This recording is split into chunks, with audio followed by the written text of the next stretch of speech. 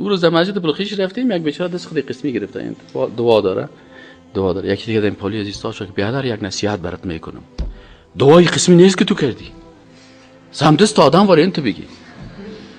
حالا برش میگه برادر خب من دست دعا کردم، خواستم که زیاد عذر به الله بکنم. یک قال مقاله شده نزدیک سال 2 نفر سر دست گرفتن این تو اینطوری چنگاو شده. یعنی قنا میفهمه که و من یعظم شعائر الله فانها من تقوى القلوب. تو که تعظیم مسجد میکنی ای از تقوای توست. تو که در مسجد موبایلت خواندنش چالان میشه، تو بی‌ادبی به شعائر الله کردی.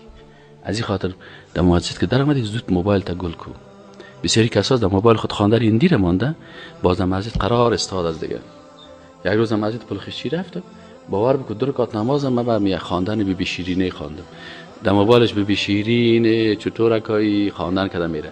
عالی خانه خراب همه قنه میکنه که این موبایل که است از مارم کده سخت‌تر است، از مار کده. میگه در نماز که مار دیدی، مار چی کو بکش. پس بیم رکعتت شروع کو. چرا مار خو ضرر میرسونه میخوره مردم. این اون مار بیچاره خود دست میگزه، این مغزت میگزن، نماز تا خراب میکن. این قراری ده به جیبش هست دیگه دنگ دنگ دنگ دنگ دنگ دنگ دنگ دنگ دنگ دنگ دنگ دنگ اونم رو گل نمیکنه. نه باز نماز من خراب میشه. تو نماز کل مسجد خراب کردی، تعظیم شعائر الله نکردی. تعظیم شعائر الله چی است؟ که این مسجد چی است؟ شعیره از شعائر الله است.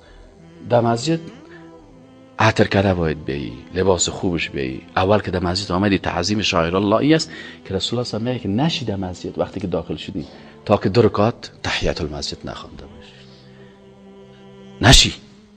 اول تعظیم شعائر الله چی کو 2 رکعت تحیت المسجد بخون.